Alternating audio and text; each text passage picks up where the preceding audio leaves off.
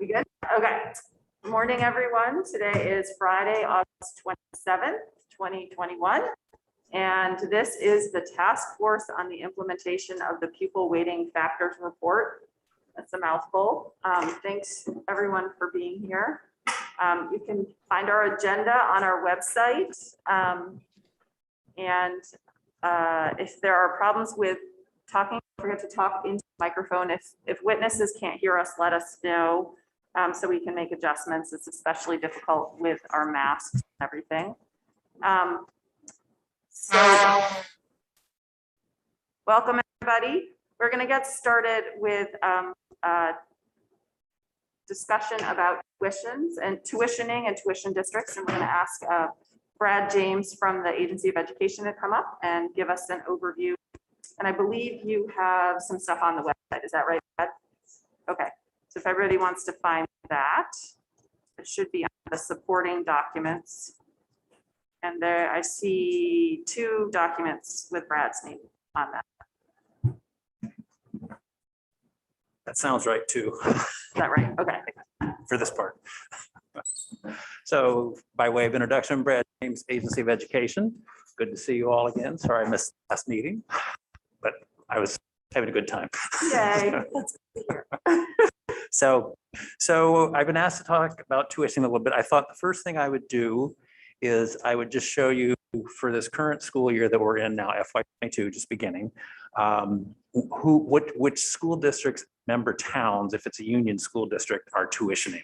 And that's that first slide that you're looking at, I believe. It's up at the top, it says districts paying tuition for 1 or more grades. And I've color coded a little bit. That was more for my benefit than anybody else's, but I would tell you what the colors mean.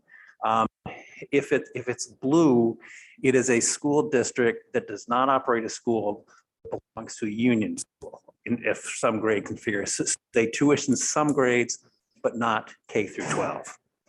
If it's green, it is a school district that tuitions grades K through 12.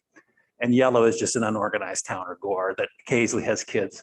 Ferdinand and Buell's Gore always have kids. Sometimes Glastonbury did, sometimes Somerset did. That's why they're on here. And then the white ones are just school districts, either unions or town school districts.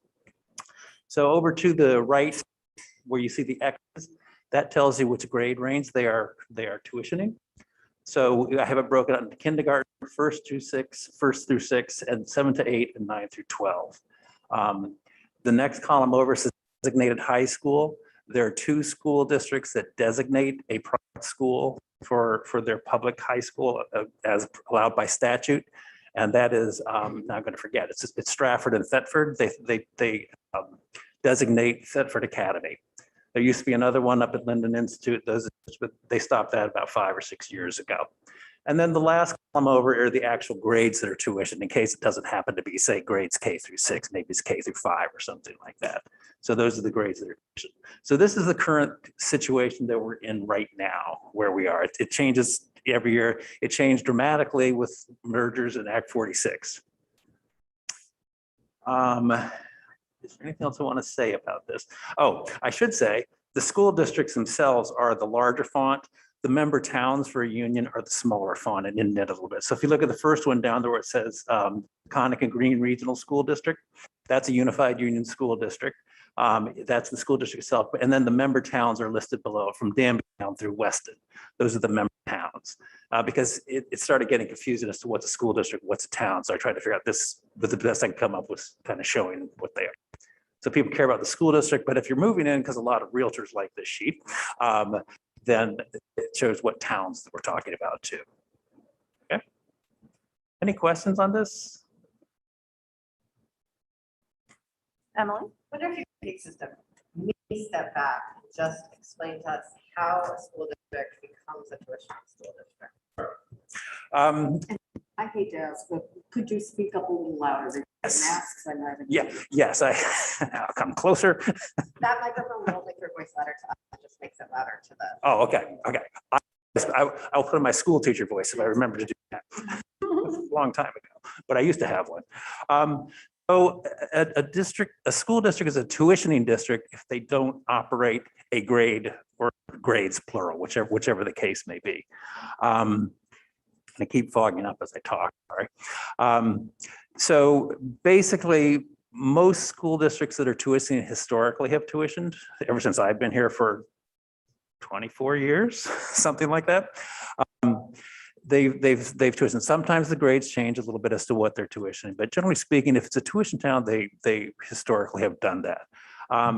If we look at Win Hall, just because they're a quick one, they're third one down on the sheet.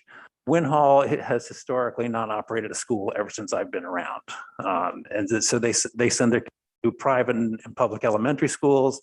And then most of their kids go to Burton, but some go out to other places, if I recall correctly. If we look at North Bennington, the very first one up there, North Bennington used to operate an elementary school. Back in 2014, the town decided, and the board decided they were going to close that elementary school and it became a private school.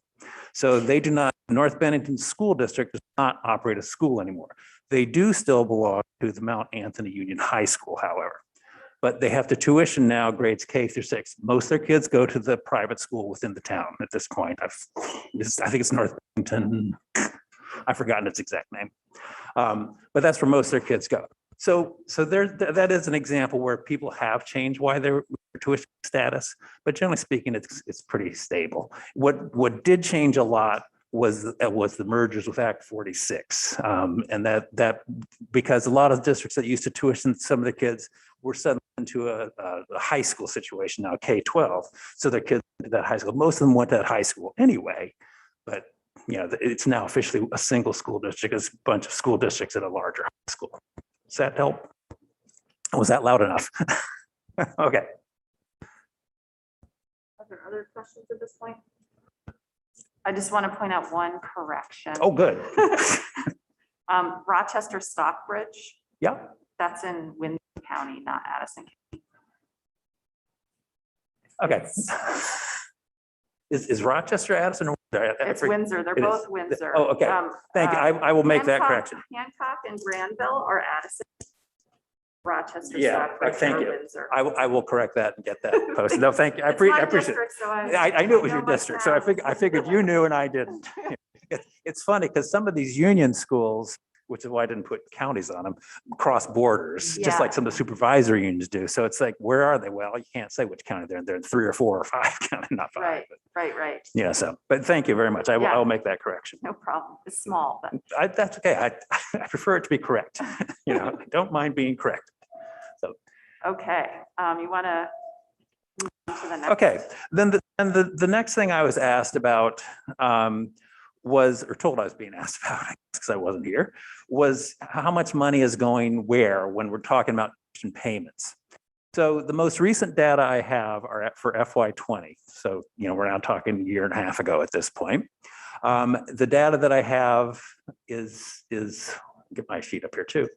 The data that I have are, I have not vetted them. It's the data as reported currently.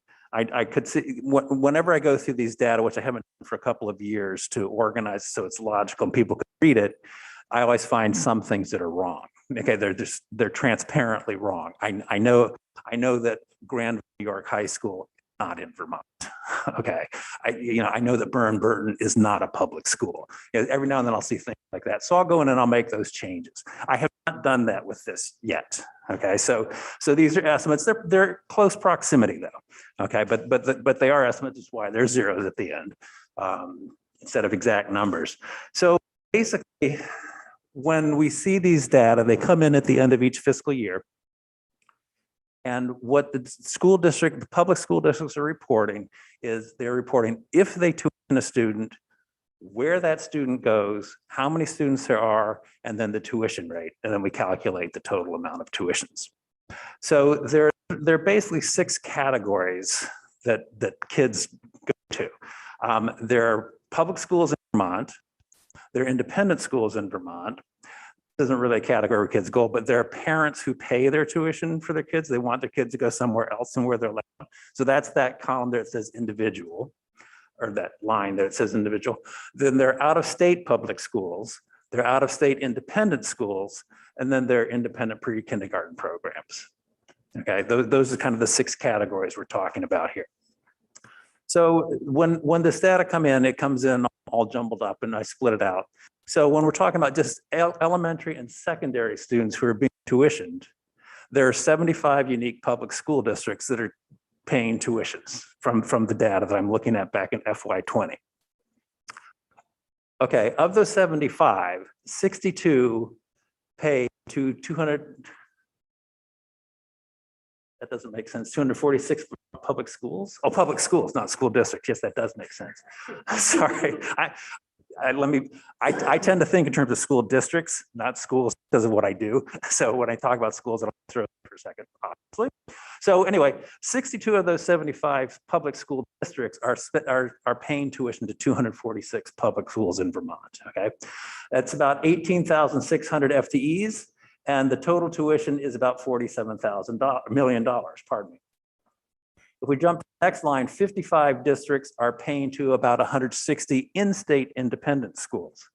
And that's about just about 2,800 students. And that's about the same amount of money, 47.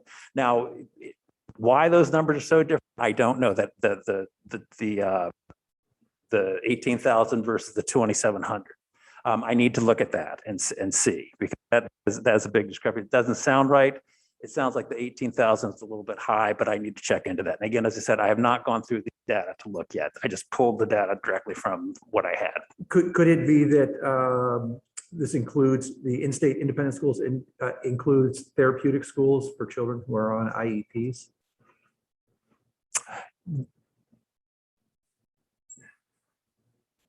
It could, but it's really, I think it's the public school one that might be a little bit high. I don't, the in-state independent one actually seems a little low to me. Usually that's more around 4,500. I think Mill probably has a better number than I do, but that's usually around 4,500 to 5,000 historically. Yeah, so I need to jump into the data. I just, again, I grabbed these when I got back, ran through them, and to go through this data, it takes days of me kind of going through, but I will check this, and when I find a discrepancy, because I'm pretty sure there are, I will send new information out for folks and get it up. But regardless, even if it is 5,000 and 15,000, or 15,000 for public and 5,000 for independents, the 47 million is the same. It's essentially the same cost. So it's the tuition for. This is just showing that the tuition to send kids to the independent schools is much higher. It varies. I mean, it goes in a lot of places. Most, probably, and again, Mill will probably have numbers that I don't. I'd say probably roughly half of the high school tuition kids, maybe a few more, go to the 4 historic academies, which do tend to have a higher tuition. But then we have public high schools that have high tuitions too. One of the things that's in here is in that first line of Vermont Public Schools is the students going from Norwich to Dresden. Dresden's an interstate school district. It's considered to be in New Hampshire, but it's really a Vermont school district too, just like Rivendell is. But when these data come into it, people say they're sending it to Dresden. That's an out-of-state public high school, but it's not. So I make that correction. Senator Brough? I'm just looking at the numbers, and they raise more questions to me than they answer, because if I'm understanding this, it's saying that public school districts are paying to public schools this number that totals 47 million, but that's only something like $2,700 a kid. Yeah. And then if I look at the independent schools, it's about $17,000 a kid, which is more consistent with the average rate being paid for everybody. So I completely agree with you. I completely agree with you, and I do need to go into it and look at it. I just thing I'm trying to understand is this, even though they're very small numbers, the individual and how what this individual. It basically, it's some districts report when a parent takes their student, say, let's say somebody's going to Montpelier High School, and that's their home district. Right. But the parent wants to send their child to Essex for some reason. Yeah. That's a parental decision. They pay the money. Some districts put that in here as a tuition type. In some cases, they actually pay the parent back, which I find a little odd.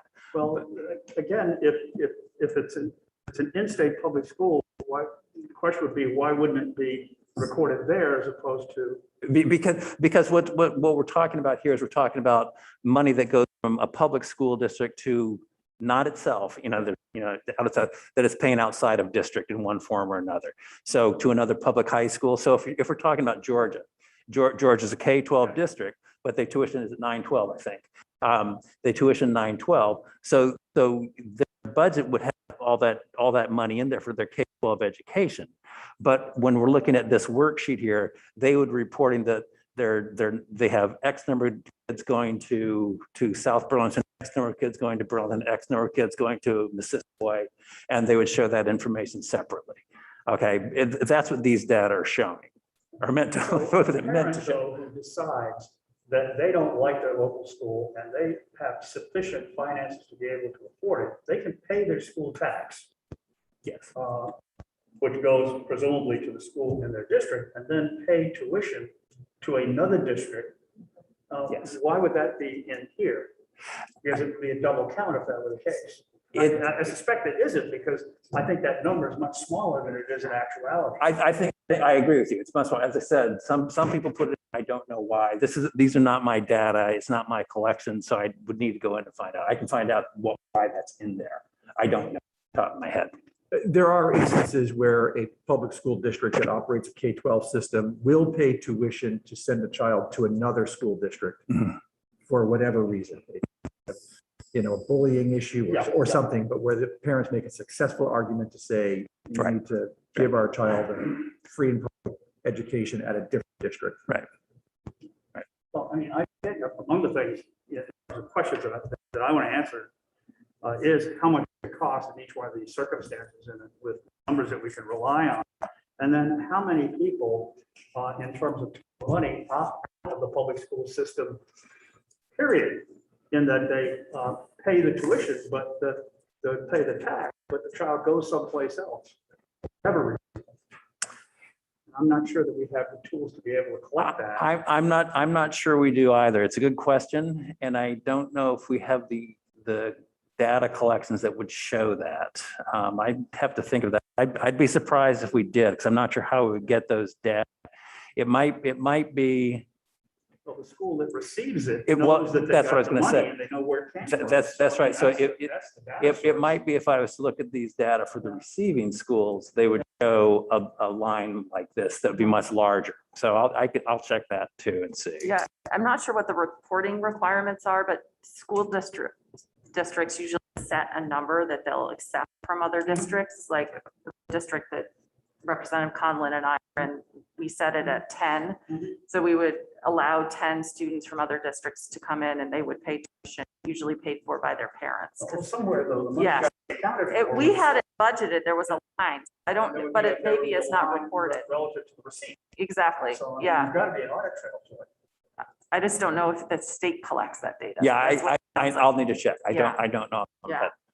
Again, as I said, another side to this in terms of its Is there a receiving. Uniform accounting chart of accounts in which receipts like that are received. Yes, there is now. That's being implemented. And again, that's not my world, but I can find out. Yeah, that's been in the works for the last few years. There's been some bumps along that road. 17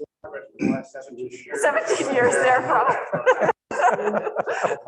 It's Representative progress, Kornheiser. slow. Okay. Can, again, sort of backing up a step. Can you help me understand how public districts decide how much tuition they're paying out? Not really. Okay. And the reason for that is because it is a school district decision as to what they're going to, a school board decision, I should say, as to what they're going to charge. What generally try to do, having talked to business managers my whole career here, what they generally try to do is they generally try to figure out how much it costs to have a child at that school. So they're looking at all their costs, offsetting their revenues, et cetera, whatever. So they're looking at all that, and then each school district comes up with its own tuition rate for each of its schools. There's not a uniform method. I've never sat down and collected information. People say, exactly what do you look at? My guess is, knowing the business managers, they're fairly similar, but you can get some pretty desperate results. I think my question's the opposite. Okay. So not, not how do schools decide how much they're going to charge, but how do districts decide how much they're going to pay out on behalf of their students that are tuitioning? Okay, yes, that is. Because my understanding is that sometimes it's sort of a flat rate and sometimes it's whatever the school costs. It depends on the type of school that it's going to. If they're going, your students are going to a public high school, either in-state or out of state, pay the full tuition, whatever they're charging. Okay. If your students are going, if you're going to that's a high school. If you're going to an elementary school, it's the lower of 3, and my law book is over there. It's lower of 3, so what's their charge, the average announced tuition, or the average, I think, of the tuitions of all the people they're paying for that grade, something like that. But there's something in statute. No, I take it back. That's for the independent schools, independent elementary schools. They have that choice of 3. They take the lesser of the 3. For the high school, for an independent school in state, and also out of state, the school district pays what's called the average announced tuition, and what that really is it's the average of the union high schools, public high schools, for that grade range is what that is, and that's a calculation that people who work with me do based on actual data coming in that the school districts are reporting. And that's the school districts then pay that amount or up to that amount. The tuition is less. It usually is, and it's usually set that amount. They have the voters in the school district have the option of choosing to pay more if they so desire. They have to have a vote, and they vote for it. And that happens in places like St. John, well, not there, but Burton. That happens at Burton, where the towns choose to pay more. So they pay. Therefore, then they're allowed to pay a higher tuition rate. In a case like up in St. Johnsbury and Linden Institute, those two act together as regional technical center, and with their CTE programs. And because they're acting as a regional technical center, then they are allowed to charge the full tuition that they're asking for. So the average announced tuition for union schools doesn't matter. And then the last one that's different that I can think of off the top of my head would be Thetford Academy. Thetford Academy is a designated school, and because it's a designated school, it's acting as a public high school. Then the school districts that are members that pay the tuition to it, that whatever they're charging. So if the district opts to pay more for tuitioning to academies or private schools, that just goes into the cost of that goes into budgets and into the ed fund, just like any other schools. And it drops right to their tax rate, to a large degree. Yeah. Thank you. Are there other questions? I have a question, unless, do you have more to say about this? I know the last two are simply a breakout of the out-of-state schools. So we're spending roughly $4.3 million out of state, to places like Phillips Academy and other places like that. Going back to Representative Conlon's question, I have not parsed through these data yet to see where the special schools, I hate to call them special ed schools because they're really not called that, but for lack of a better term, therapeutic schools. If they're in, they're not. Usually when I take the time, I find those and back them out. So they're a separate block. Okay. And then the last thing is, I didn't know if we were talking about pre-K or not, so I just threw them in there too. Okay. Representative James, did you have a question? You had your hand up earlier. Brad just addressed it. Okay. Representative Conlon? So for the purposes of our work, if a town is a tuitioning town or district, whether it's 7 through 12 or whatever, the equalized pupil calculations that we use apply to their students as well, even though the tuition they pay is relatively fixed. Yes, the tuition they pay is based on an actual head count. It's based on the student body itself. That, if you have 3 kids, which may be equal to 4 equalized or 3.2 equalized pupils, you're paying tuition for those 3 kids, the actual student. Yeah. The equalized pupil count stays at the school district itself. That just the tax rate, but So, the cost is in the tuition. Right. So the tuition that a town that doesn't operate a school and tuitions all their kids, they're paying, let's just call it sort of a fixed tuition. It doesn't necessarily reflect the added cost of a child in poverty versus a child from a wealthy family, an ELL student versus something, a non-ELL student? Well, I think it might to a degree. It wouldn't to the degree we're talking about changing weights in here. Basically, and again, I'm not an expert on how school districts set their tuition, but basically they're looking at their costs. If you're a receiving school and you have a bunch of kids coming in who are tuition in who have come from a poverty background, then your costs are going to go up in overall for your school, and they're going to reflect that in their tuition rate. So in that sense, it does get passed that back to the same school. Is it a one-to-one? I don't know. Probably not. But the cost should be there to a large degree, I think. Thank you. Representative Kornheiser? I know I should probably have this tattooed on my head or something, but what is relative to the total ed fund in any given year? Or ed spending in any given year? Well, we're talking about $100 million, presuming my numbers are right, for what was reported. What's the ed fund, Mark? 1.6 billion? No, it's not tattooed on your head either. It's a small. Other questions?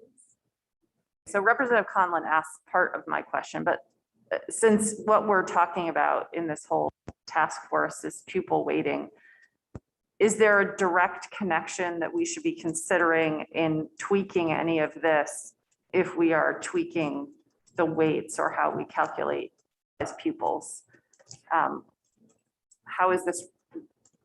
How would it impact the tuition, or would it? It wouldn't really impact the tuition. The tuition is really based, from my understanding from the business managers, based on what their costs are, their actual costs are, they're expected to be for that coming year, and how many kids they have coming in.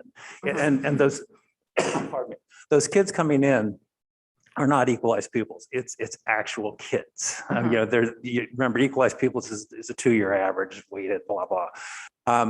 So it's not a head count. Tuition's based on head count. So changing weights is not going to affect the tuition itself. It would affect tax rates, because assuming nothing else changes, just equalized pupils are changing. It would affect the tax rate because you're changing people's equalized pupil count, and that gets divided into what they're spending to get a tax rate.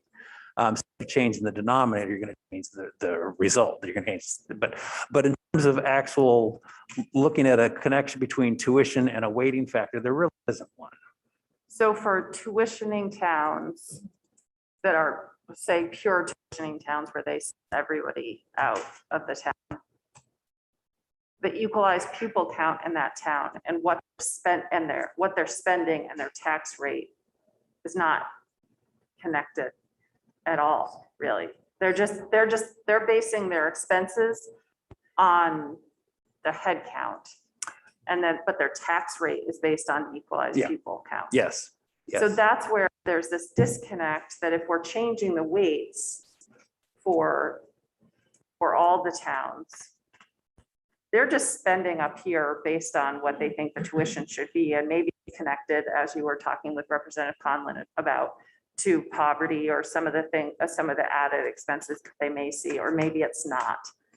But their tax rate is going to be changed based on what we do with our equalized pupil count, how we weight different kinds of people. So there's this huge disconnect between tuition and tax rates and pupil needs in these districts, much different than there are for quote unquote regular public school districts that educate all their kids in-house. Yeah, I think you're right in that sense. I mean, again, as I said to Representative Conlon, the part of those costs of those students are going to be incorporated in that tuition rate coming back to them.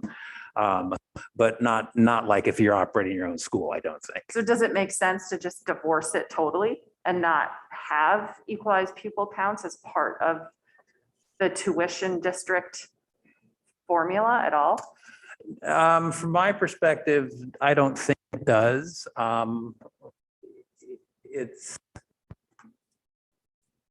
Because I think that the costs are going to be changing as time progresses. With if people are finding that poverty really should be spent more, and people actually do start spending more money on poverty than they currently are, assuming they're not spending enough, then those costs are going to be coming back to that tuitioning district. And so then if they're not part of that weighting factor change, then they're going to be adversely affected, I think. So I think they all need to be treated equally the same way in terms of Even though types the way of. that they budget, the way that they Yeah. do their expenses is radically different. Yeah, I mean, it's radically different. You know, they have transportation, they have supervisory union assessments, et cetera, and a few other things, and special education. But it's largely different because their costs are to a large degree fixed by whatever that tuition rate is. But yeah, no, my personal opinion would be that I don't think you would want to separate them out. Okay. Senator Brock. Brad, I asked you to prepare for me, if you will, a chart on one piece of paper. On one piece of paper that illustrated education funding in Vermont. You did, I thought, a very good job of it. And thinking a chart like that, and perhaps also one about education spending might be useful for the committee. So to be able to see in graphic form, in short order, what's actually happened. And admittedly, it looked a little bit like a Rube Goldberg cartoon, but I think it was very useful. Yeah, I remember I did it for you. I don't remember what it was or what it looked like, but I do remember I did it for you. Okay, okay. Are there other questions for Brad at this point? Representative Kornheiser. I just more want to reflect to you, Senator Hardy, that your sort of question about the disconnection between budgeting and tax rates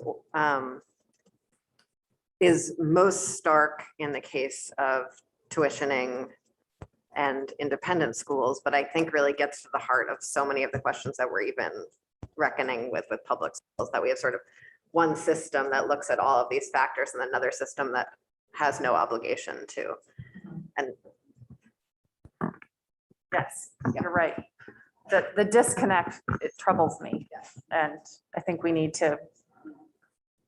If I could Yeah. beat that dead horse a little further, Yeah. the challenge is that we've got very different sort of circumstances. So for example, there are K-12 tuitioning districts that send all of their kids to a historic academy system that really operates as a public school system in a way.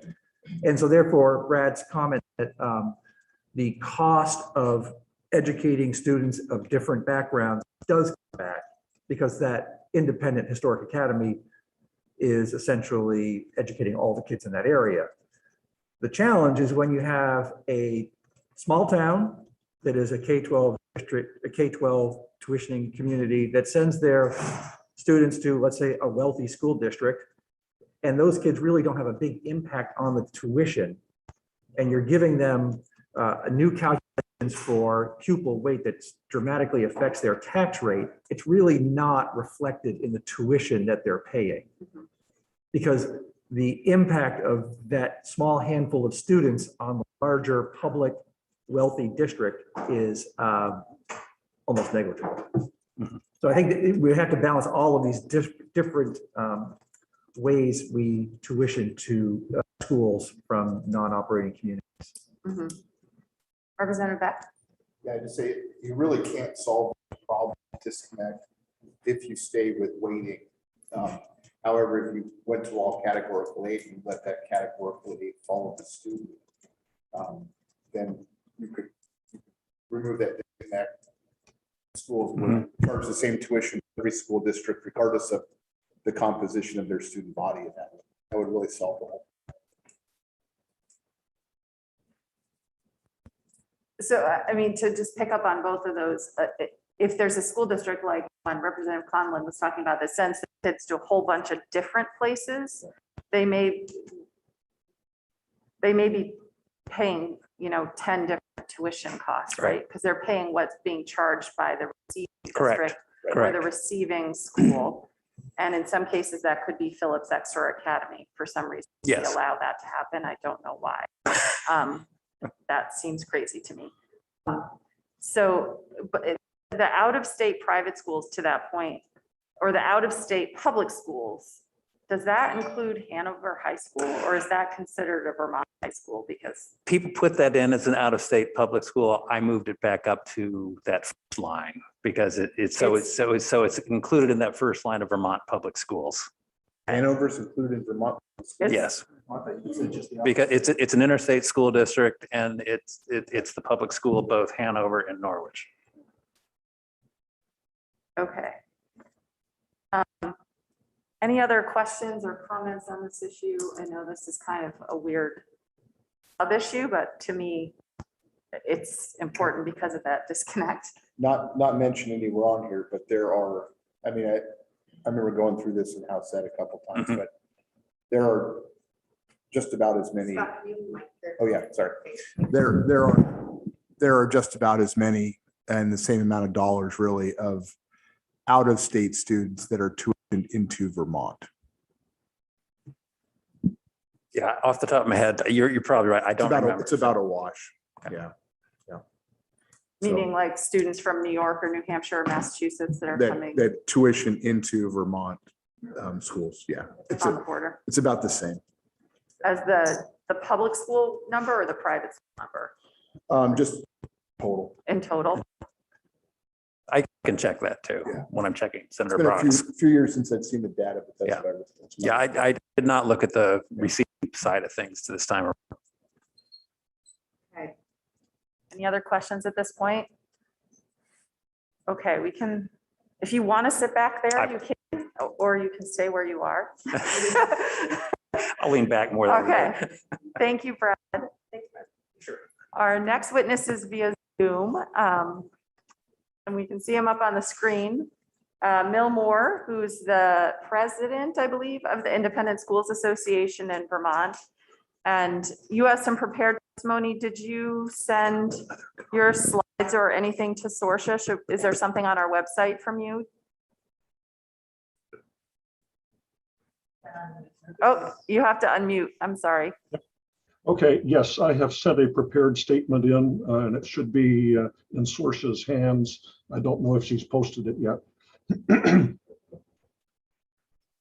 Is it up there? I didn't post anything. I'll check my email. Apologies. Okay, we'll check.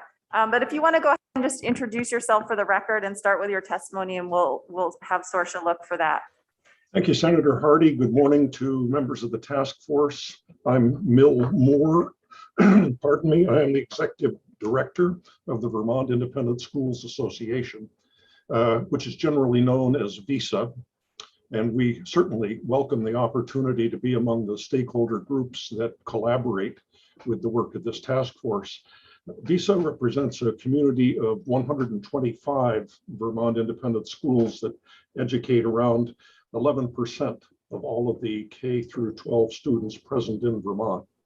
And 93 of those independents are eligible to receive public tuition. Our interest clearly here is in tuitioning, but we are not the only interested party, as you heard from Brad. In addition to the 3,000 or so students being tuitioned to the independent schools, another 3,000 or so are being tuitioned to public schools. And so you've got a 50-50 enrollment split. And as Brad mentioned, the cost also splits about 50-50. In my statement, which is based on FY19 numbers, the number was around $45 million going in each direction. Brad has the advantage of having a more recent data file, which I'd love to get my hands on, because I try to track tuition year over year to keep well in touch with what's going on. The sources of tuition, as you heard from Brad, are the 55 school districts and the 4 unorganized towns and gores that don't operate one or more grades. And because every Vermont student has a constitutional entitlement to a publicly supported education through grade 12, those non-operating entities have to pay tuition under state law to any public school or state-approved independent school that the family chooses. This school choice model has been in place in Vermont since the middle of the 19th century. And very consequently, school choice is deeply, deeply embedded in the local education culture of the tuitioning communities. And school choice, interestingly, supports increased property values in those districts. I'd like to add, and this is not in my prepared statement, a bit about the question about how districts set their tuition, their announced tuition. How do public school districts do this? I did a study of this 4 or 5 years ago when it became apparent that some districts were not readjusting their announced tuition annually. And it turns out that because there is no formal model on how to do it, nor is there any statutory requirement, some districts simply set their rate in a very informal manner.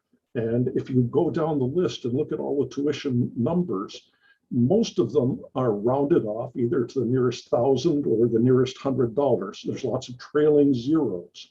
You don't see very many that end in a 7 or a 5 or a 2.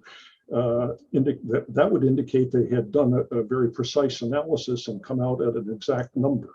So the problem there is from the people who are having their tuition rates set is that the input to the rate setting computation is not the same as the actual cost of operating the schools.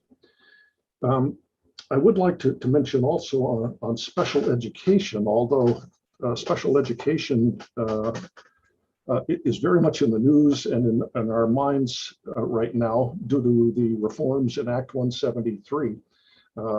Among the 6,000 or so students being tuitioned are around 800 who are attending any of the 33 therapeutic independent schools around Vermont. These schools are staffed and equipped to provide special education services for students whose disabilities are too severe, too serious for them to remain in their original school. And of course, these students are not being enrolled on a school choice basis. They're being placed by their supervisory union and their IEP team. And those placements involve written contracts and an individualized education plan, an IEP, that exactly specifies the services those students are to receive. These 33 schools exist because the public system absolutely needs it. So we look forward to supporting your task force with our knowledge and to answering your questions now and continuing in the future. And with that, I'd like to take your questions. Thank you, Mr. Moore. Does anyone have questions at this time?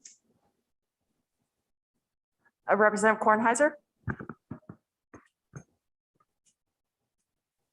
Thank you. I appreciate what you said about that there isn't a standard way for districts to set rates or for independent schools to set rates.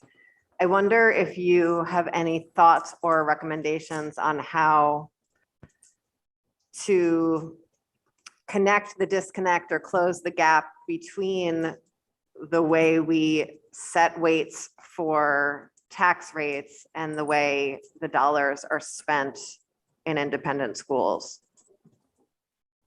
Representative Kornheiser, thank you for that question. My association does not have a formal position on this because until your question was posed, we have never had the opportunity where somebody actually asked our opinion on that. So I'll just give my personal view. My personal view is that you can take the reports of actual spending from the school districts and make an adjustment to them depending on using any of the standard, I'm groping for the proper term here, inflation adjustment standards to project the number a year ahead. And then the announced tuition would exactly reflect the operating costs of the relevant school districts.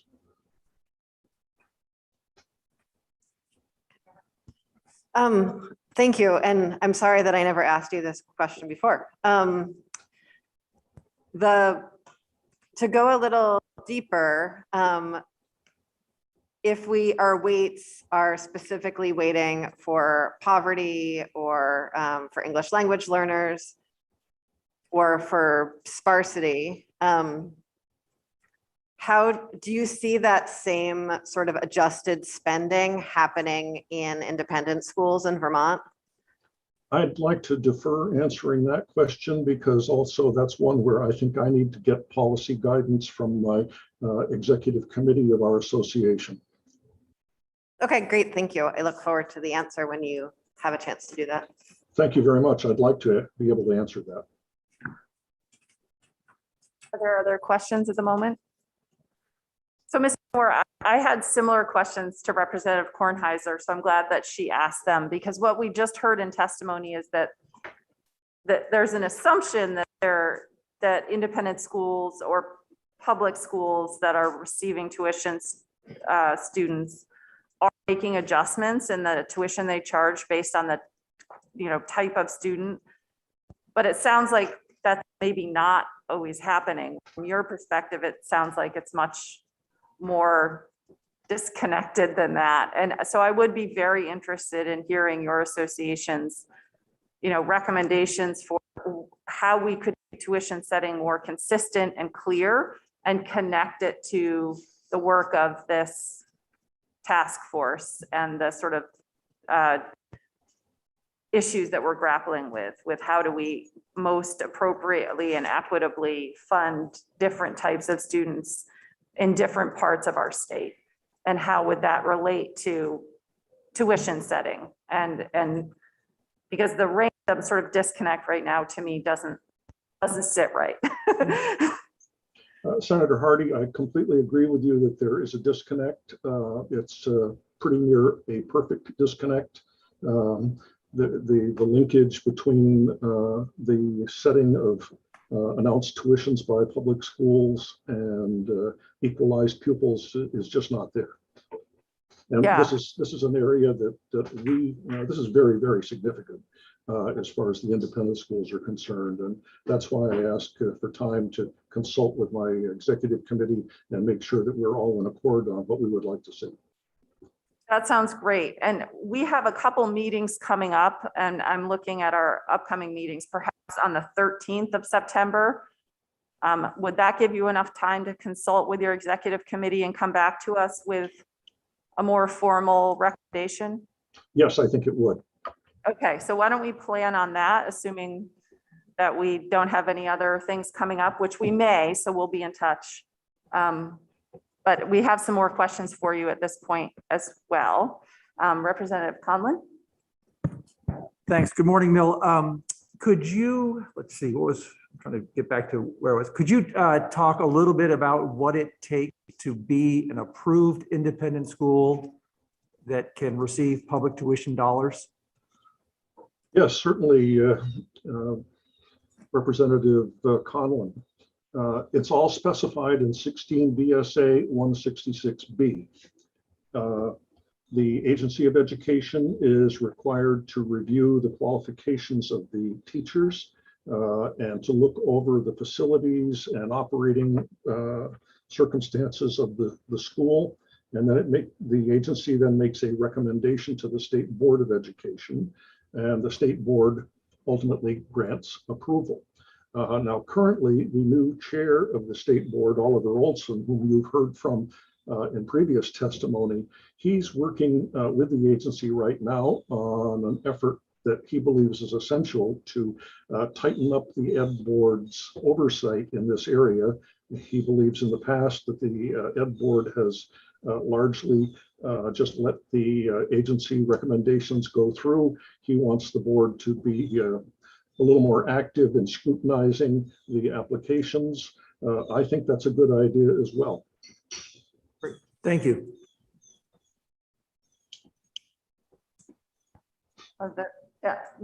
Senator Hooker. Thank you. Thank you, Mr. Moore. Just a question. You said 125 independent schools are part of your association. How many other independent schools are there in the state? Senator, I was saying that there's 125 in the state, and our association represents all of them. Okay, thank you. But just to clarify, but not all of them are quote unquote approved independent schools. Is that correct? Not all of them can. That is correct. 30 of them are what are termed recognized schools, and they are ineligible to receive public funds. Okay. Other questions at this time? Okay, well, thank you, Mr. Moore, for your testimony. We'll see you, we'll confirm with you, obviously, but September 13th with your sort of official recommendations in this area. If there are other things that you would like to provide tuition or testimony on at that time, that's outside the sort of tuition conversation, just let Representative Kornheiser or me know, and we can accommodate that as well. Thank you very much. Thank you for your time. Okay, we're going to move on to our next, unless there's discussion or more thoughts about tuition at this time. Anything else? Okay, I'm going to move on to talking about the excess spending threshold. And I think we're going to start with Brianna Parker, who I believe is there. She's coming up on screen. There she is. Good morning, Brianna. Good morning. How are you all doing? So far, so good, I think. Did you have some documents up on the website? I believe you do. Okay. Yes, I do have one. It's entitled the excess spending threshold analysis. Excellent. Okay. So why don't you just introduce yourself for the record and start your testimony. Thank you. Thank you. This is Brianna Parker from the Joint Fiscal Office. And this morning we're going to be talking about the excess spending threshold.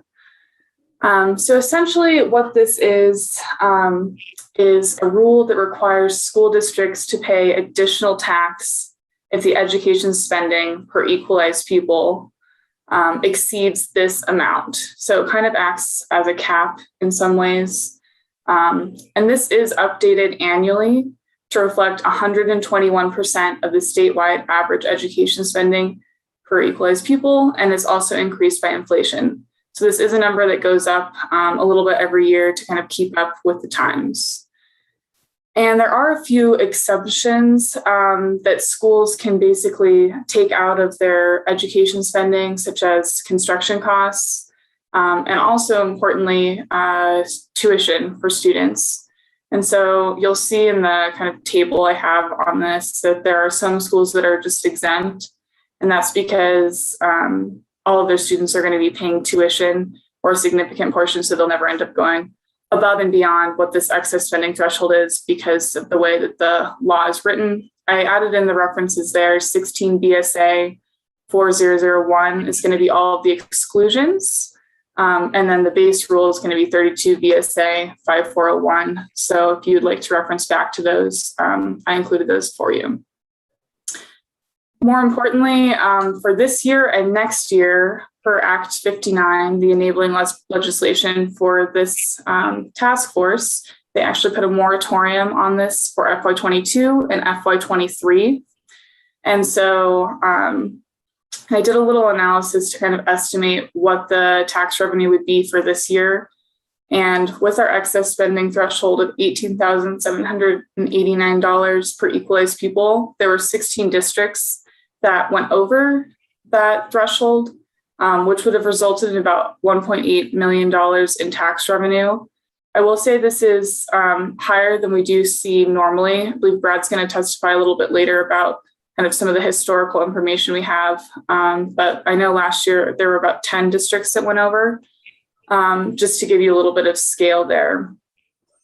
And also in this analysis, I wanted to see how many school districts were going close to the threshold. So I included districts within about $500 of the threshold. So ones that were coming very close to that.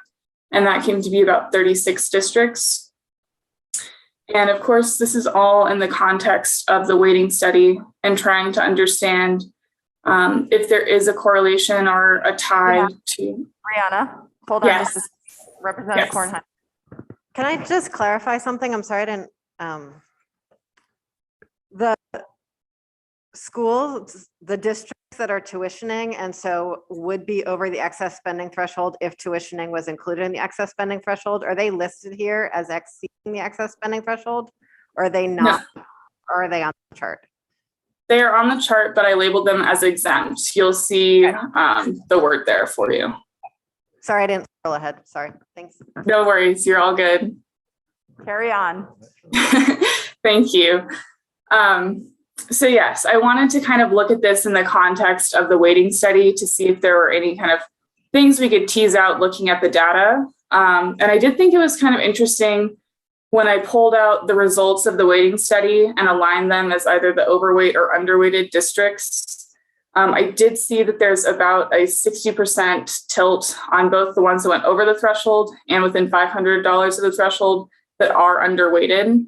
And so there is a slight leaning towards districts that are underweighted, meaning that if they were properly weighted, then, you know, maybe they would have a little bit more of an accurate reflection that wouldn't push them up close to the threshold or over the threshold. But that's just kind of one result that I was seeing from looking at the data overall. So that's kind of the high level. And then I also wanted to include a table similar to what I've put out in previous meetings. If you scroll down to the next several pages, we have a table that lists from left to right, the county, the district name, the towns, and then I put in their education spending per equalized pupil for FY22, less their exclusions. So those kind of construction costs or tuition dollars, things like that. And then the amount that they went over the threshold, and then the weighting study results. And I don't know about you, but I always think color coding kind of helps me to see data a little bit more clearly. And so I color coded this such that all of the ones highlighted in blue went over the excess spending threshold, and all of the ones highlighted in green are within $500 of the excess spending threshold. So I think that's the introduction I would like to give. And if there are any questions, I am happy to take those now. Representative Conlon. Sorry, I just found this document, so I'm a little behind. So you said that you highlighted ones that were over the threshold or within $500 that you're calling underweighted. Did you do the same as to those, how many districts would be pushed over the excess spending threshold if the proposed weights were applied to them as well? I guess we could term overweighted, however, I don't really like that term. Yeah, I just did this based on the FY22 numbers. I did not do any adjustments for the weighting factors. I just included the results of the study. If you'd like, I could do an updated analysis for that. I understand. Thank you. Mm-hmm. Representative Beck. Brianna, I just want to make sure I understand the use of the term overweight and underweight. Does overweight indicate that if the pupil weighting study was adopted, that they would receive more equalized pupils than they do now? It's actually the inverse. They would receive less because relative to what they are now, they are overweighted. Yeah, I apologize. I haven't found a great term yet. So to clarify, when I'm referring to overweighted, it means that relative to current law, they would be over in the weighting study. And if they're underweighted, it would mean relative to current law, they are receiving less of a weight. That makes sense. Sorry for the confusion there. Okay, Senator Perchlik. It might not be a question for Brianna, so maybe somebody could just educate me later, but because I see the statutory reference here, but why are we exempting the tuition paid by those districts? Or is that, I don't know. Why don't we have Brad address that when he comes up, Okay. so that you can be at the microphone, but hold that thought. Representative James. Thanks. This is just a picky question. I want to make sure it's not because I'm misunderstanding something, but so Win Hall does not operate a school. Why are they not exempt? That's an excellent question. I think I'd actually refer to Brad. So he can address that also. I just want to have you not have to go back and forth. Okay. And Representative Kornheiser.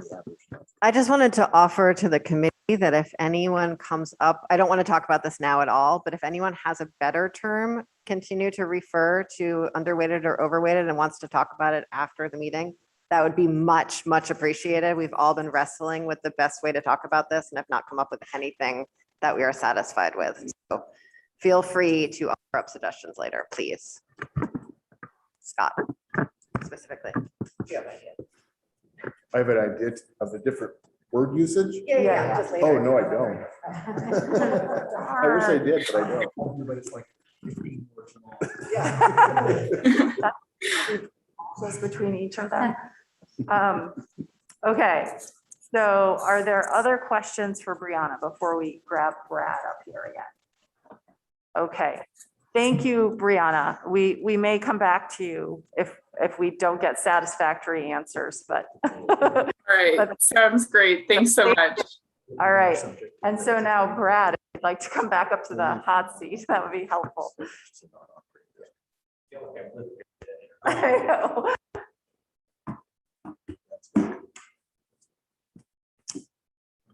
So let me answer those two questions before I promptly forget them.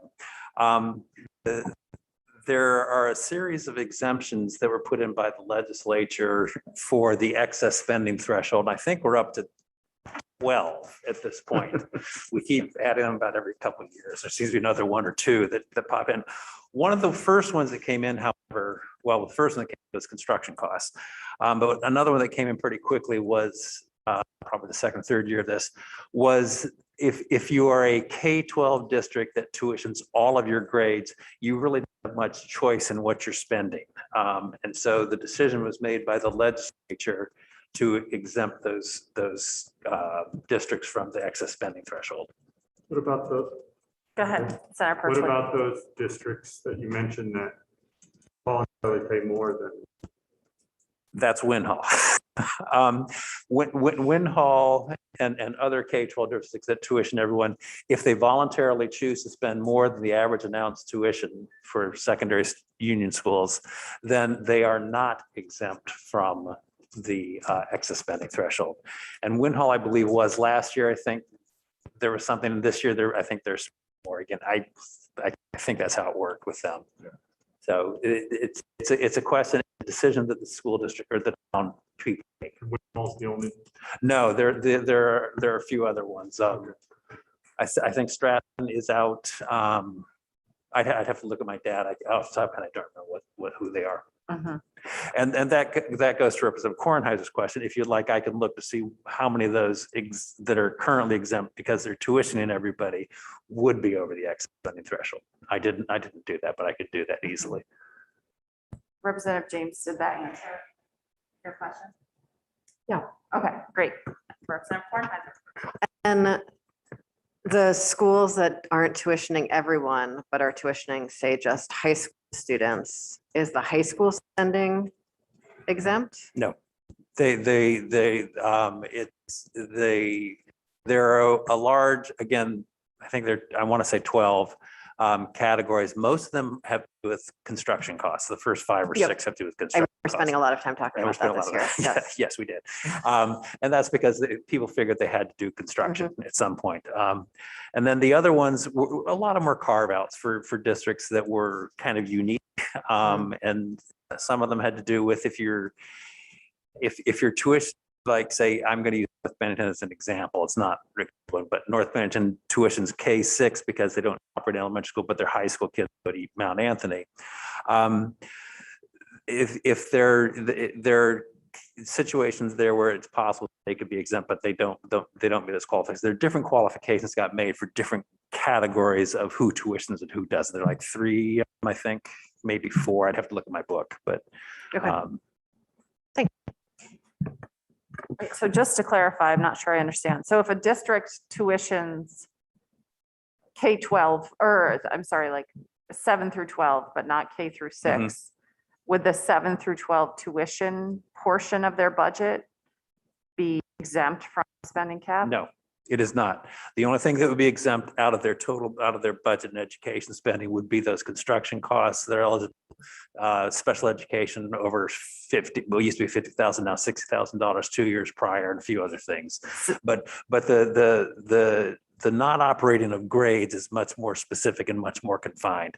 But their total cost for a situation where they're operating a K-6 and tuitioning 7-12, that's all included in the excess spending threshold calculation, less other eligible costs.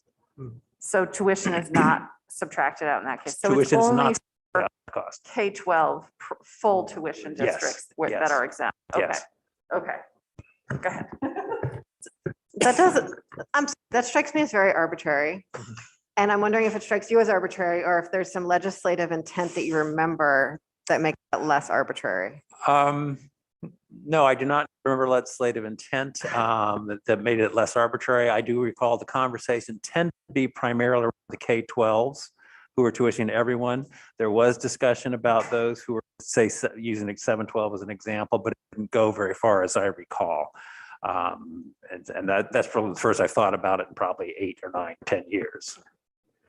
Thank you. And I just, for the studio audience and anyone on this committee who doesn't remember, we actually have to make a very specific recommendation about the excess spending threshold as part of our legislative mandate, sort of separate from the people waiting conversation, though of course they're very deeply integrated. Right. To that point, we did a 2-year moratorium for this current FY22 and FY23, right? Is that? Yes. Yeah. Yes. So it's on hold right now and we have to decide how or if or when to bring it back. Representative Conlon? Well, first of all, to Representative Kornheiser's question, I think, I'm speculating here, but the reason why they were not exempted if they were partially tuitioning is because they do have control over their per pupil spending because they can reduce the cost at the school that they operate. They can, if I may jump in on that, they can, and that's a bone of contention with a lot of districts. Sure. Because it means you're cutting your elementary school at the expense of your tuition costs, or vice versa. And so it's. So my question was just, are interstate school districts also exempt? No, they're not exempt. I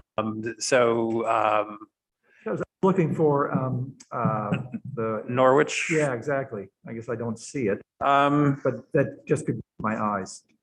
let's see, they would be either Windsor County. I'm looking at Brianna's thing. Norwich is there on page 8. I think it's the 5th from the bottom on the very last page there. I apologize. It's right Yep, there. yep. Yep, it's in. Dog- Happen to remember the county, that helps. Okay. Actually, I guess my question, I thought their Yeah, per that pupil they are spending there. was much higher than that. Norwich is acting as a K-12 in this situation, so it's their elementary school plus the Hanover High School tuitions. Yeah. And Hanover is high Yeah, right. in terms of cost. So they blended the two. together. Yes. Okay, thank you. Representative James?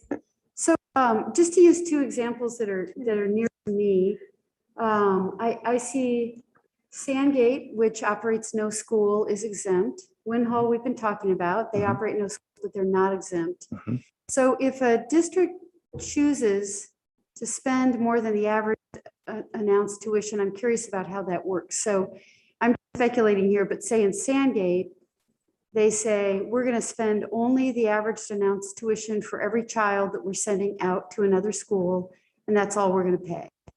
And Winhall might say, we're going to let all of our parents choose, and if you're going to Maple Street School, which is an independent, we'll cover that. If you choose to go to a public school, we'll cover that. Is that how these different scenarios happen? Whereas in Sandgate, they might say, here's your average announced tuition, and anything higher than that is on you as a parent? Well, I'm curious about how that. no, the answer is yes. Except in Sandgate's case, the kids went to Arlington Right. is my understanding. So, But not all. Not all, that's correct. And so in a situation where, let's say that a Sandgate child is going to earn Burton higher tuition rate than the average announced tuition, then the parent would have to pay that difference. Okay. Whereas in a district like Winhall, they might have made a choice that you get to go, you're going to go, Right. and we're going to cover. And my understanding is that area, Burton sets a rate for those towns who Yep. agree to that. And then that's what they charge. Okay. And so the school district pays for it then. Are there other questions for Brad? Do you have more to? I do. I do have one sheet that just is kind of a historical. Of course, I don't have it pulled up at the moment, but and you can't see my screen anyway. It looks like this. It says districts exceeding the excess spend threshold, and this is just a historical look at what has happened from 2015 through 2021. I didn't put 22 on here because we don't have it. I mean, I could have put it on here saying this is who would be over. Brianna did that in her work, but I'd add that to this one, but I did not think to do that at this point. But basically, it's supposed to be gray. I'm not sure what color it looks like. The gray color are those districts where they've changed, largely due to mergers. And you can see that in 2019, 20, and 21, there are a lot of gray that say NA, meaning that those are no longer school districts anymore. They merge into unified union of some sort or another. But this just gives you an example of or an overview of who is over. And it shows you the amount that they are over after the exclusions are taken, the eligible exclusions are taken out. This does not show places like Pittsfield, which is a K-12 tuitioning district that's exempt, or Sandgate, which is also exempt. This just shows the ones who are over in one year or another. The FY17 has 18 districts in there. That was a different year. There was something called the allowable growth calculation. I frankly don't recall exactly how that worked. It was a one-year thing. Didn't go back and look it up to see how it worked, but it was a one-year thing. Of those 18 districts, though, I did take a look, and that's that note down at the bottom. It says 14 of the 18 school districts identified in 17 only is having excess spending, only had it on. If I can read my own handwrite, my own note, of course I'm fogging up here. I thought it says 4 here. Oh, yes, I read it wrong.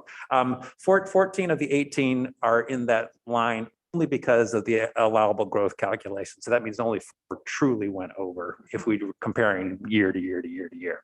So this is just who's gone over. And you can see that a lot of these are fairly small districts that have gone over. There are some districts historically who will budget right up to the spending per pupil, right up to that threshold, and just be a little bit below it. They do that historically. It's intentional. I will say that the excess spending threshold does get people's attention. It's a bit of a hammer, but it does get people's attention, and people are very concerned about crossing over and do not like doing so. Yep. Questions? Representative Beck? No? Nope. Representative Conlon, do you have any more questions for Brad on excess spending? Okay. All right.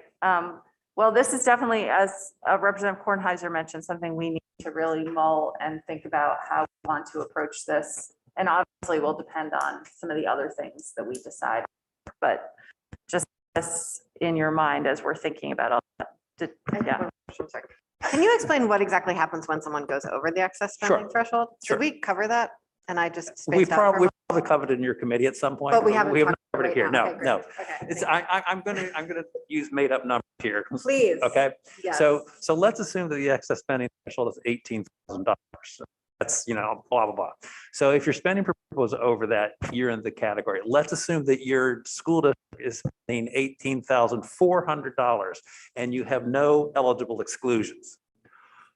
Ordinarily, your tax rate would be set on $18,400, but you are exceeding the excess spending threshold. The amount you're over is $400. So you take that $400, you add it to your real spending per pupil, $18,400, so you now have $18,800, and you calculate your tax rate on that amount per pupil, okay? So you're kind of getting double tax on that amount over.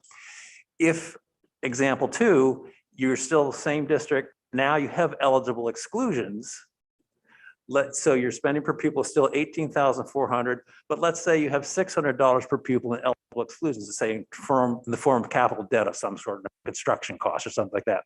Then for purposes of the excess spending calculation, I take 18,400, subtract 600, I have 17,800 per spending per pupil. That is lower than the excess spending threshold of 18,000.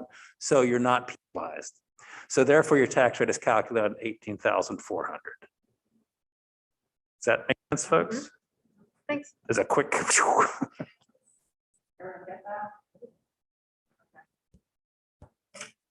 You're welcome. Let's see, is Sue Siglowski, Sue, are you up there yet? Yay, awesome. Thank you so much for being with us. I know that your schedule was a moving target today, so thank you for making the time. Why don't you, after introducing yourself for the record, start with your testimony on the excess spending threshold, since that's in our minds right now.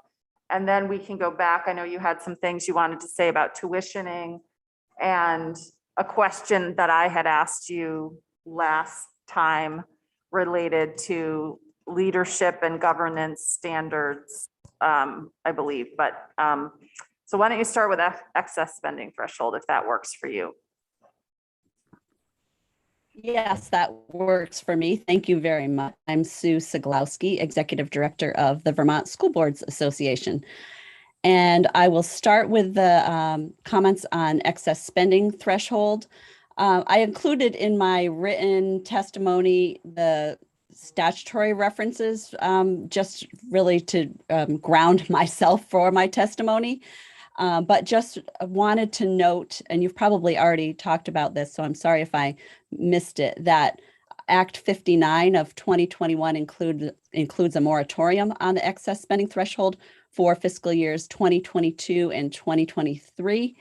And wanted to let the task force members know that VSBA supported this moratorium at the time that it was implemented.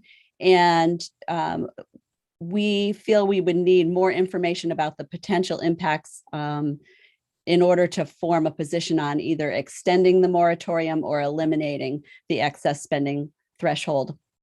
And as noted, I think by Brad probably earlier this morning, there are several exclusions that are listed in the law. So it's definitely something that warrants a reexamination. And that is the extent of my testimony on the excess spending threshold. Okay, so at this point, VSBA doesn't have a position or a recommendation about the excess spending threshold? No, I think that it will be helpful for us we of course didn't have the information that Brad provided to you this morning. And I think it will be very helpful for us to take a look at that. And we can certainly, come back. If you're looking for a recommendation of that type from us, we can certainly take a look at the data that we all now have and come back to you. Okay, thank you. Are there questions? Representative Conlon? Good morning, Sue. Do you think that the excess spending threshold has been an effective cost containment tool? I think it is definitely something that school boards keep an eye on, and it is an effective tool in that respect, but it's complicated by the sort of inadequacy of the weights right now, in that there may be some districts that are bumping up against that threshold for reasons that are sort of beyond their control. So it's definitely it's a complex question. Yeah, I appreciate your comment that that it can be effective. However, the weights complicate matters currently for some districts. Are there other questions for Sue about this topic? Okay, why don't you move on to what your testimony on tuitioning?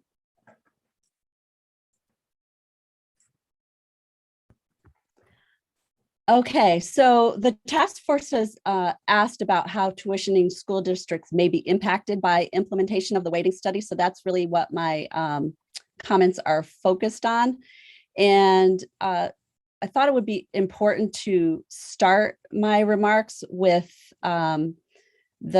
just laying the groundwork that tuitioning districts have different structures. I'm sure all of you probably already know this, but there are some districts that operate schools for kindergarten through 6th grade and they tuition grades 7 through 12. There are others that tuition grades 9 through 12. There are some districts that don't operate schools and they tuition kindergarten through 12. And there's some that tuition only grades 7 and 8. And I think there's even more variations than what I've just stated. So when we're talking about tuitioning districts, it's important to remember that there's all different types of tuitioning districts. One of the things that you discussed at your last task force meeting was some type of statewide form to measure poverty. And in light of the different types of structures of tuitioning districts and the fact that they don't operate schools for the grades that they're tuitioning, it's important to remember that gathering data via any form through tuitioning districts is going to be especially challenging. And this challenge illustrates the importance of considering the impact on all types of school districts when considering policy changes. And we just wanted to provide our support for any solution on gathering poverty data to be as applicable as broadly as possible. Another factor to consider is that providing extra taxing capacity to tuitioning districts may not lead to changes for students in the grades that are tuitioned, because tuitioning districts do not have control over the education of students in the grades where they do not operate schools, nor do they have the ability to adjust financial decisions concerning the education of tuition students. So it seems that likely that such districts will be considering whether to, 1, increase programs and opportunities in the operating grades, or 2, decrease taxes. And then on the flip side, tuitioning districts that see a tax increase with implementation of the weights may be forced to consider cutting programs for the grades they operate in order to continue paying the cost of tuition for their non-operational grades. So all of that just indicates that any kind of impact is going to be seen on the grades that are operated and not really on the tuitioned grades. So that's something to keep in mind. As noted the last time that I testified, VSBA supports even-handed use of the education quality standards across the board in Vermont, including all schools where public tax dollars are educating our students. And it's our position that public tax dollars should carry with them the same obligations regarding quality, equity, efficiency, transparency, and accountability that apply to public school districts. And I have in my written testimony a list of things that we think in order to be eligible to receive public education funds that approved independent schools should provide. And it's a list of 6 items. Finally, to wrap up my testimony on tuitioning, at the end of this process, when the weighting factors are implemented, school districts, and this is really regardless of tuitioning status, want their weights to be understandable and verifiable. And this can only be achieved if they have access to the data that's used to calculate each of the weights for their district, the ability to check those calculations, and a process to correct what they see are any mistakes in the calculations. And currently that's really not possible because the data used to calculate the weights, at least especially the poverty weight, is largely unavailable. And also it becomes sort of even more difficult because the state does not follow the timelines in the statute. So that concludes my testimony on tuitioning. Would you like me to move into answering the question that you asked at the last meeting, Senator Hardy, or would you like to pause for questions? Why don't we pause for questions since tuitioning is on our mind? Representative Beck? Hi, Sue. Regarding 2 and 3 on page 2, which is basically open admissions policy, I'm not aware of any public or independent school in the state of Vermont that has an open admissions policy. Are there any? I think maybe we're not thinking of open admissions policy in the same way. Public schools need to accept all of the students in their district. They don't. That's why we have state placement. Well, that's a separate discussion, but what we're talking about is an open admissions policy that doesn't allow any type of discrimination on the basis of the factors that I've listed. Okay, so that's what you're referring to, discrimination, not really an open admission policy where everybody in the district can attend a public school, because our public schools don't accept all students, nor do our independent schools. There are certain students with certain needs that the public schools cannot support, and so those students are placed elsewhere by the districts. I just want to make sure that's what you meant by open admission policy. Thank you. I believe even state-placed students, though, are the responsibility of the public school district in which they reside. And then the Correct. costs Right. for those are borne by the local school district. That is It's correct. just- But they're Correct. not. Yes, the local school district is the local education agency for those students. Yeah, right. And that's true whether the student attends an independent or a public school. But I mean, public schools do not accept all students in their school districts. Well, that student is in their school district. That's right. Their education services are provided in a different setting because of their needs. They're Because the still- public school cannot support those Right, needs. but the public school is not rejecting that student. That student is still part of this public school. Their services are provided in a different setting. The school district is supporting that student, but that public school is not supporting that student. I think it's a semantic issue at this point. but- Well, the LEA the LEA and the public school are, that's not the same. They're not the same thing. Are there other questions for Sue at this point? So one thing that you mentioned in your testimony that I had a question about, oh, I'm sorry. Yeah, sorry, I didn't see you, Representative James. Was you mentioned our discussion about using the form for collection of data consistent across all school districts. And that just raised the question for me is who is responsible for collecting data now? Maybe this isn't a question for you, but more for Brad, I don't know.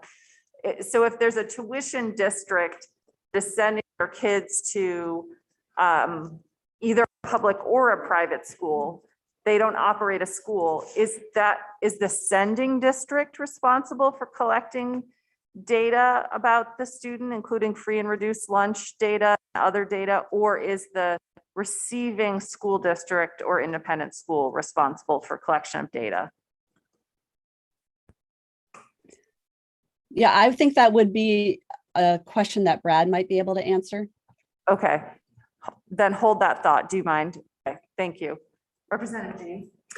I had a similar question about why, I am assuming, but I can't wait to hear from Brad, that the schools are collecting it. So I was wondering why it would be harder, why it's harder for tuitioning districts if the data is coming in from all the schools that their students are attending. So Do you want to come up and just address that now? I'm trying to avoid you having to come back and forth, but maybe it's That's why I sat in front row. unavoidable. Front row.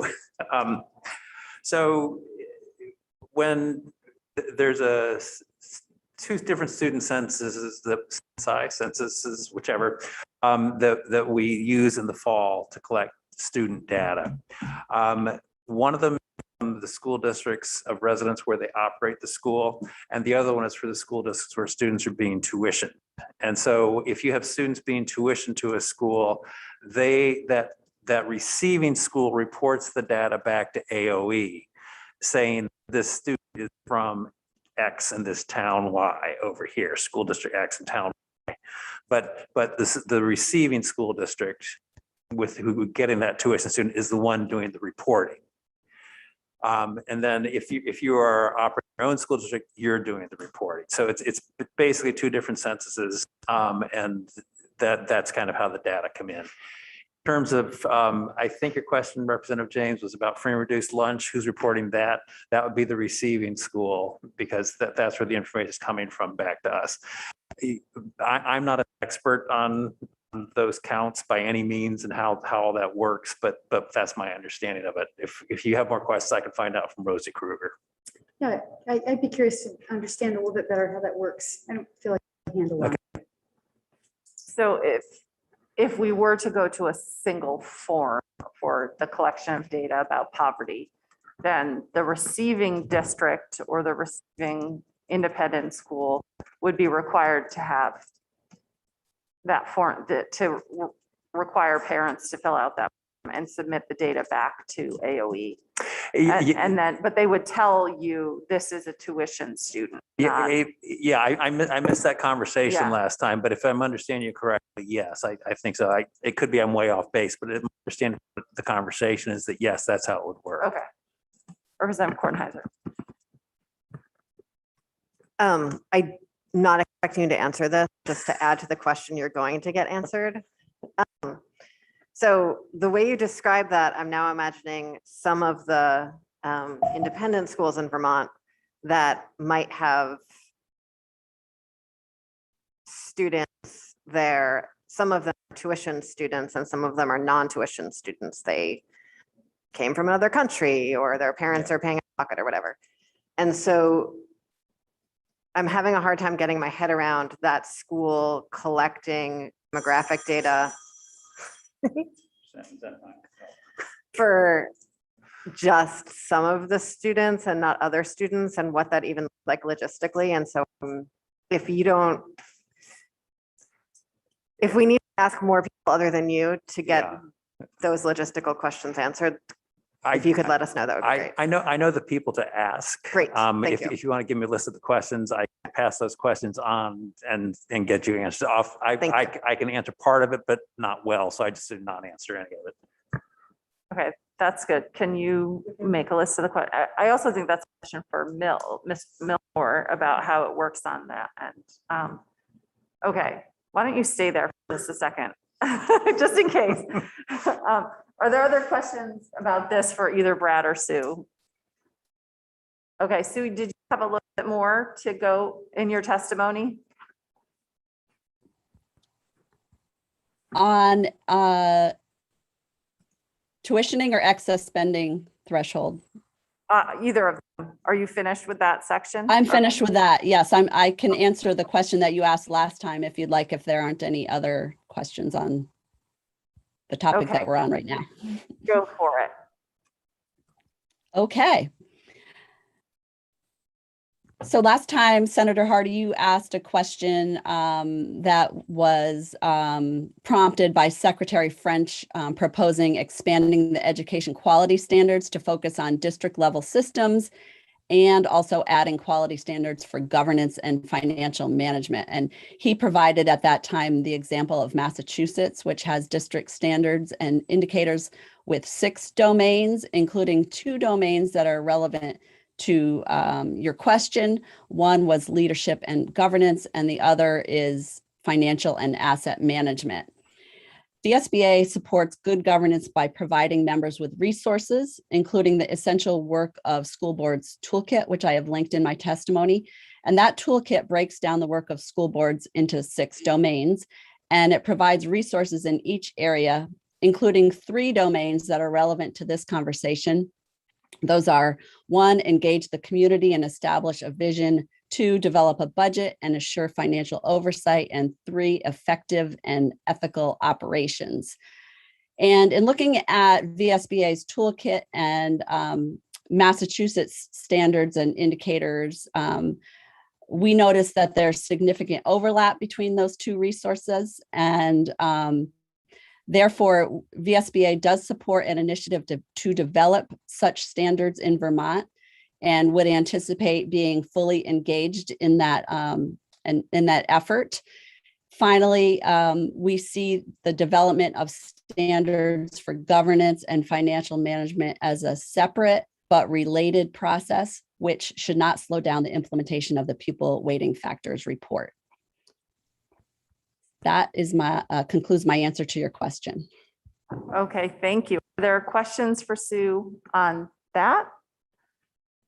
Or anything else we want her to come back to us with at this point?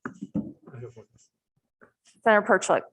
Thank you. Just one quick question. One of the, which might not be that relevant to the weighting study work, but one of the other things we talked about with Secretary French was facilities and having that be one of the criteria. So I wondered what the school board association thought of that as a quality standard. Yes, I think that may be included when I looked at Massachusetts standards. I think that may be included in the financial and asset management. Facilities are included in that, in those type of standards. So the facilities really are an asset of the district, and so that it goes hand in hand with financial management. Okay. Okay, are there other questions for Sue? Excellent, thank you so much. Are you on later in the agenda as well? I believe I'm on later for hold harmless. Okay, After Mark. are you able to wait Yes. and do it then? Okay, great, because we are ahead of schedule, which is just astounding. And we're going to take a 15-minute break. If we could be back, since we're ahead of schedule, I'm going to give you an extra couple minutes. Can we all be back at 11? To start at 11 again?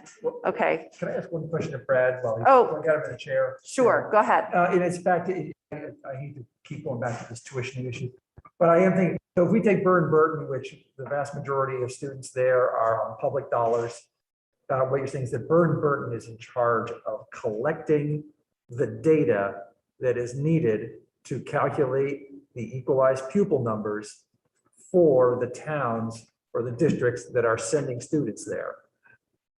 So let's just say, for example, Win Hall has 12 ELL students.